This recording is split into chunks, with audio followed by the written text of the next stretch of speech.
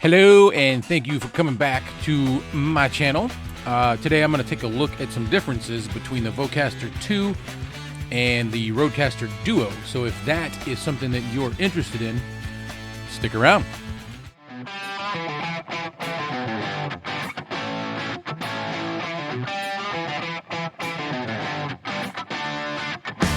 All right, so if you have gotten into or want to get into podcasting or live streaming or even just creating YouTube content and you need an audio interface or you want to upgrade to a better audio interface, I've used a few.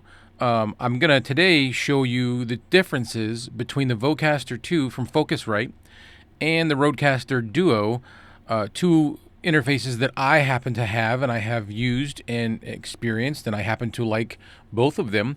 So I'm going to show you the differences between those two. So first off, right off the bat, the Vocaster 2 is definitely a smaller form factor. It is a little narrower, smaller, lighter, less conspicuous when it's on your desk or in your setting or whatever your setup is. You can do different things with it. I mounted one of those magnetic rings like you have on your cell phone to the back of mine. I'll go ahead and show you that.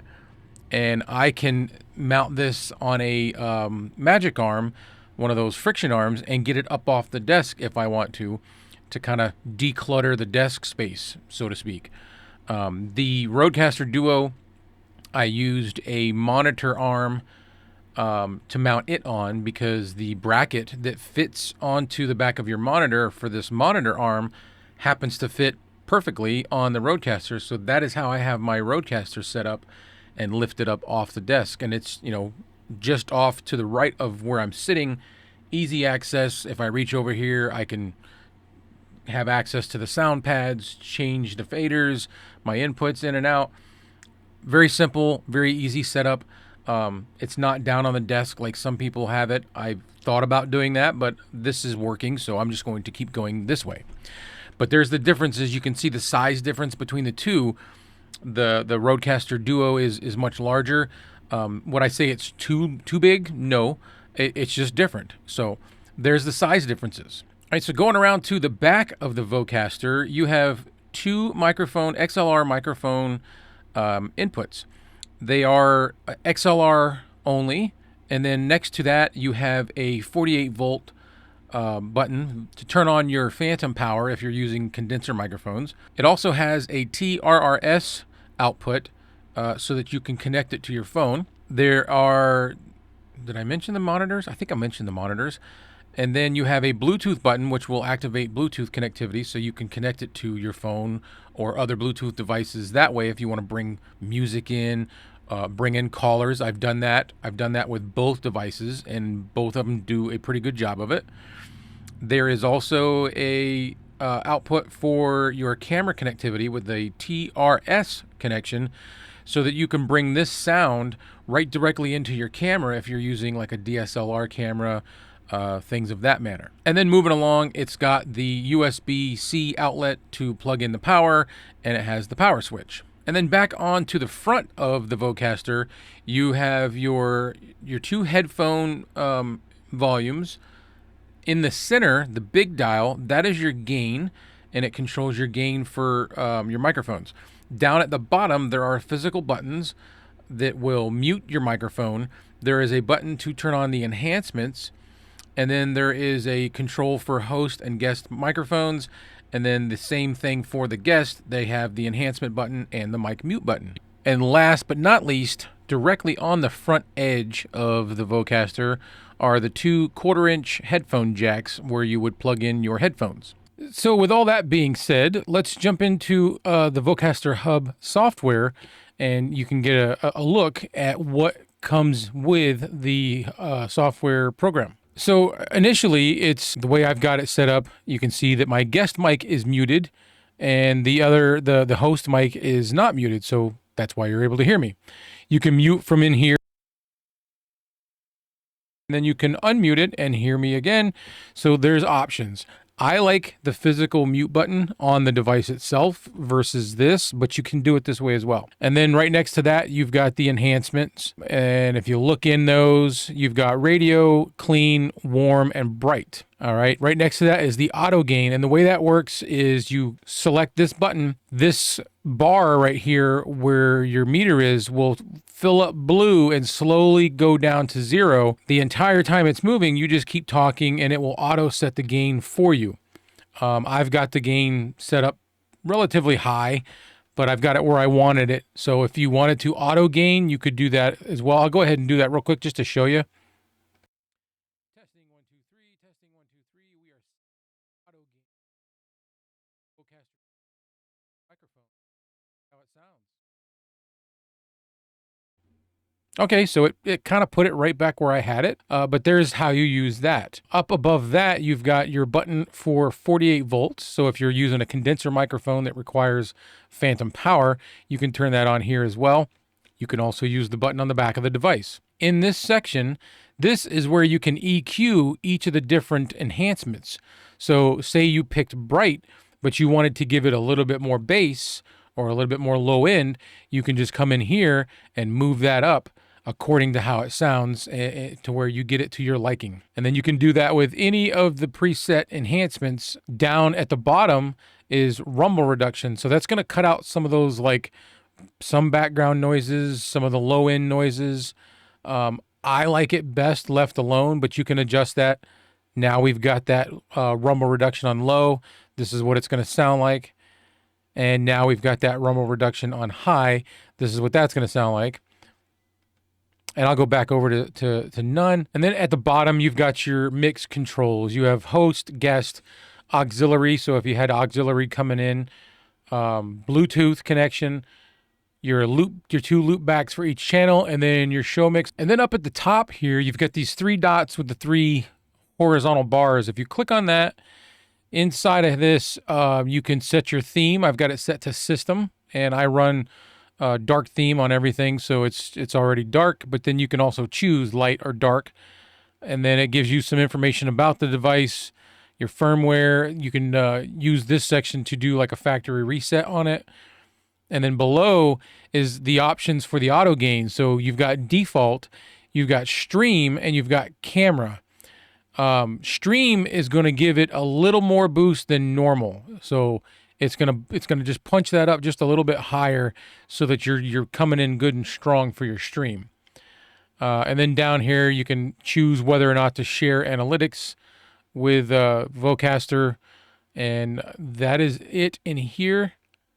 We'll close that out, and then right next to that you've got, if you had some monitors plugged into it, you can click onto that and you would be hearing your sound through your monitors. And then this is the option for headphones. So if you had monitors and you wanted to turn off the headphones, you just go ahead and turn those off, or vice versa. You're wearing headphones and you want to turn off the monitors, do it like that. So that's it for the options inside the Vocaster Hub. So let's go ahead and take a look at the Rodecaster Duo. Now, with the Rodecaster Duo, there's quite a bit more to talk about. So looking at the front, you have 7 individually assignable channels with 4 broadcast quality physical faders and 3 virtual faders. At the very top right corner of the screen, which by the way, the screen is a 5.5-inch high definition touchscreen with haptic feedback and rotary encoder for easy navigation and control. So if you look over at the top right corner, there is a gear icon.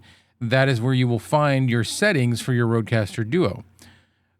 Moving over across from there to the right on the very top still, you've got your volumes for your headphones 1 and 2.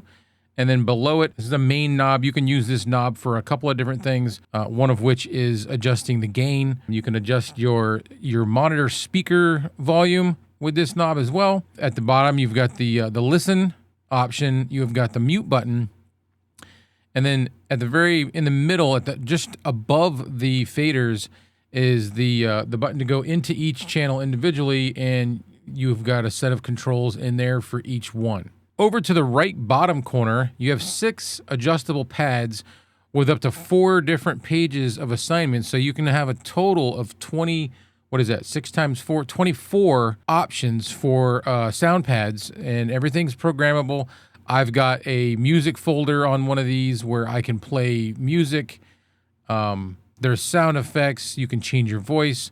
I don't use too much of that, but that option's there. And then at the very bottom of those 6 pads is the toggles to go left and right onto the different pages of the sound pad assignments. So the Rodecaster Duo comes with an ultra low noise, high gain revolution preamp. It's got a capacity of negative 131.5 decibels to 76 decibels. And then on the back, there's 2 high quality Nutric combo inputs for connecting microphones, instruments, and line level devices. If you remember on the Vocaster, the XLR ports on the back are strictly XLR, whereas these are combos, and you can actually plug in a 1/4-inch jack into the center of these outlets. And it also comes with a built-in wireless receiver for connecting up to 2 Rode Series 4 transmitters, including Wireless Pro, Wireless Go 2, and Wireless Me. It comes with a high-performance quad-core audio engine, studio-grade Aphex audio processing, and onboard effects. 3.5mm TRRS input for connecting headphones and headsets,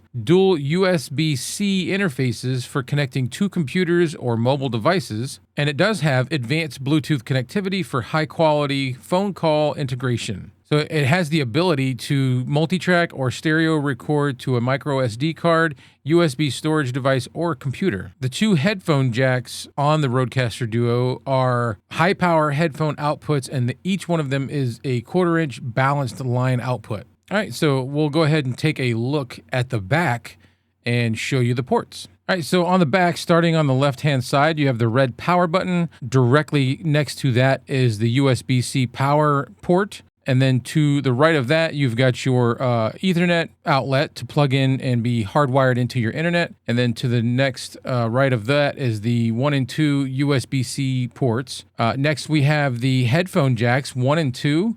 Then you've got the monitor jacks, 1 and 2. You've got 1 left, 2 right. And coming back over to your combo XLR ports, you've got your 1 and 2 combo ports right there. And as you can see, you can plug in an instrument into those or a XLR plug for a microphone. All right, so let's take a little quick, I say little, a short dive into the Rodecaster app, and we jump right in here. The first thing you see when you open this up, you have to choose your device. So obviously this app is intended for multiple devices. If you had like a Stream Deck or a Rodecaster Video, maybe, but you'll choose your device, and then to the right, you've got audio setup, driver configuration, customized smart pads, and transfer recording. So the Rodecaster has onboard. There's a SD card slot in the back. I forgot to mention that when we were looking at the back. You can put a micro SD card in it, and you can do recordings directly on the Rodecaster, and it will save them to that SD card. If you want to transfer those recordings to your computer for editing, that's where you would come into this section, and you can transfer those files this way. It's actually really nice. This is a good way. I use this whenever I want to get an audio sample and I want to try to like fine tune the sound. That's how I'll do it. I'll record it directly on the Rodecaster and then just transfer that recording from the SD card in the Rodecaster into my computer. And then we'll go back and take a look. You've got device configuration. So this is where it's going to let you do like your screen brightness, the brightness on the lights on all your pads. This is really cool. It's very deep. Like you can really customize on the Rodecaster devices. Sorry. So then you can see in here, it gives you options for automatic brightness. You can change the metering. Let's go to metering. So I have it set to broadcast because then it's going to give me numbers on my meters. It's going to, let me know what decibels I'm at when I'm speaking or when I'm playing music. I can see everything and see exactly where it's at, so I can try to match as best as possible. And then there's like haptics. So you get feedback that when you press buttons or when you do things, you can have it on. Right here, I've got mine. It says it's set to, if you're holding a button, it'll do it. Or you can do it to always on, where it'll just continuously be on. I kind of like it. It's just little geeky things that I enjoy. record button. You can change the color of the record button and the function. So on the green, it says press to stop. A single press will stop recording. Pressing and holding will pause the recording. You can see I've got it selected to a single press will pause the recording. Pressing and holding will stop the recording. So it's just kind of giving you a couple of options there. But there's your options inside of display. Then you've got you can get into your system settings, controls for MIDI, MIDI, MIDI controls, information, your network, and down here is the call me. If you have updated, if you have a Rodecaster, you can now call from Rodecaster to Rodecaster. So if you're doing a podcast and it's like an audio only, you can bring somebody in that way. All right, so we'll jump over to output. So then you've got controls for all of your outputs. Headphones, monitoring, you can do the routing here. The listen button and the listen control, I don't mess with too much because I watched a lot of videos and everybody kind of recommended just staying away from it because you have to be, it's really technical and it will jack up your sound. So I don't want to mess with it and mess anything up, but you've got options there. You can get into your multi-tracking, and then there's options for your processing, and you can jump into output delay and master compeller. I did some settings prior to resetting my Rodecaster in the master compeller. I'll probably go back and do those again, but you can look those up. I'm not going to try to describe to you how to do it because I don't know the proper way. I just look things up and follow it step by step. So there are all those options. Then you go into smart pad configuration, and this is where you can customize what each one of the smart pads does, whether it makes a sound effect or it pulls up a folder that has music in it. You can set it to play that music and be on a loop. So like I've got a folder, for example, that has music in it for like background music when I'm doing podcasting or live streaming. I can set all that music in there and then keep it on a loop. So I think I've got about 15 or 20 songs in there, and all I did was take those songs and put them in my editor and overlap them so there was no silences. So there's just continuous music playing. And then inside of here, I've got it set to loop. So if there's 30 minutes worth of music, after the 30-minute mark, it's just going to start back over and play it all 30 minutes again. So pretty cool. I haven't gotten too deep into programming these pads, but I want to. It's coming. So there's all that. And then my favorite part, which I do feel is lacking some stuff, but here's all your controls. Here's all your audio setup controls. And this is where you decide what's going to be on your 4 physical faders and then what's going to be on your 3 virtual faders. And then you've got all your options down here: Bluetooth, USB 1, chat. You want to bring in chat, you can do that. USB 2, smart pads, and the call me. All right. So what I really like about this, and Kevin over at Back to the Retro, was it Kevin? Or no, maybe he didn't. Somebody showed me. I saw it and I was like, there it is. This is what I always wanted, that the Rodecaster didn't have, or that I didn't know it had until we got the Rodecaster app. I wanted to be able to get in and do all the same stuff like I do in the Vocaster virtually, so I can do things like this. So I can bring this screen in and show people how to do things or how I did things. And then as you can see, you can go through and pick your profile. Right now I've got it on dynamic. And then you can just, there's all the ones that come installed in the Rodecaster already. And then you've got your processing, which obviously looks like I've got processing turned on. You can turn that off. This is what it's going to sound like without that processing. If you go into the processing, this is where you can do your presets. So it comes standard with the neutral, the podcast studio, and the broadcast. I have currently only set up one, which is my SM7B. And that one is right there. But this is where you can get into fine-tuning this stuff. So if you go ahead and go into advanced, here's where you can get into, you can't do stuff like this with the Vocaster. This one you can really, really tune it in, change your high-pass filter. You can go in and change your de-esser, your noise gate, compressor, equalizer. I mean, look at all the options you have to dial in that sound that you're looking for. I think that's pretty cool. Exciter and panning left to right. Those are the options that you've got in there. And then you can do it for each mic individually. So like that was mic 1.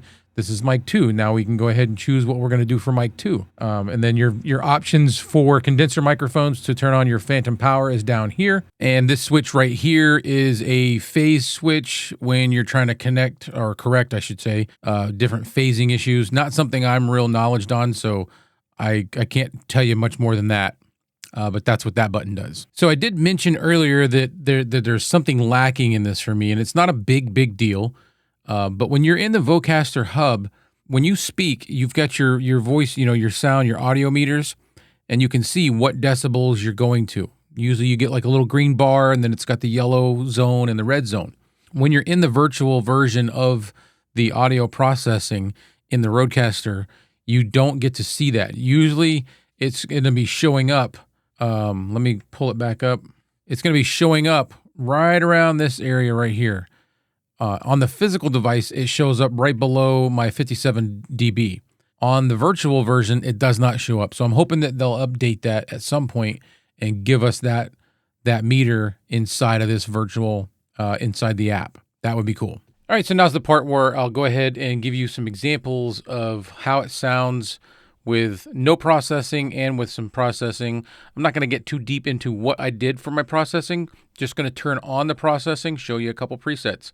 This whole time, or for the most part, I've been using processing. Currently, I have processing turned off. And you can see that right here with this little red ring indicating that the processing is not on. All right. So we'll go ahead and turn that on, and you'll get to hear the differences between the two. All right, so now we have processing on. And then in here, well, I already showed you all the different settings that you can go through. You can go over to presets and put it on neutral. I'll go ahead and do that. This is the neutral preset. This is what that's going to sound like. Then we'll go to Podcast Studio. This is Podcast Studio. This is what that's going to sound like. And now we're on broadcast. This is what broadcast is going to sound like. So initially, the Rodecaster comes with these three. This SM7B, this is one that I made and I put in there myself, but I'll go ahead and let you hear that one. And here is my SM7B preset, of course, using the Fine Tank 1, but this is what that's going to sound like. All right, so if you wanted to make your own preset, what you would do is you would turn on your processing. I would go click over to advanced. And then you can go in here and start dialing all this in, changing it, going through each one, setting it up the way you want it, the way it sounds good to you. And then once you're done, when you come back out of here, if you hit presets and you hit plus, it's going to create a preset based on what you just did. And then you can just double click in here and change it. Say I made one for the Tank 1, and now you've got a Tank 1 preset. That's how you make up your own presets. All right, so there is just some options. There is some, like I call it simple processing. So if you click off of advanced, let's go ahead and say preset. So now when you go into processing in this simple version, you get 3 dials: depth, sparkle, and punch. And you basically can just adjust these to make it sound differently, do different things with it. I'm not monitoring right now, so I'm not gonna get into that, but you can go there. So if you had some headphones and you were monitoring and listening to it, you could start dialing those in a little bit and changing how the sound is, like taking out some low end, making it less bassy, making it more bassy, giving it some high end, those kinds of things. This is pretty intuitive. This is the one thing that I like versus the Vocaster. There's way more that you can dive into with processing with the Rodecaster. All right. So there's the differences. We'll go ahead and turn that processing off one more time. And this is what it sounds like without that processing. Again, you can also go through some of these profiles. Like I'm on dynamic. If I wanted to, I could come down to one of these. I like to pick this one. The SM7B usually sounds the best to me. So if I turn that on, right? So this is what that's going to sound like in the SM7B profile with processing turned on. And then you can do it also with the processing off. And this is what that SM7B profile is going to sound like with no processing and no presets turned on. So let's go ahead and move on over to the Vocaster Hub and do some sound tests with that. All right, so now we're on the Vocaster. This is the Vocaster Hub software. Currently don't have any enhancements turned on, so this is what it's going to sound like straight out of the box. And then you can go ahead and turn on your enhancements over here. And if you look, there's different options. You've got radio, you've got clean, and you've got warm and bright. All right, so we'll go ahead and turn this on. Let's put it on radio. Now we're on radio, and this is what that's going to sound like.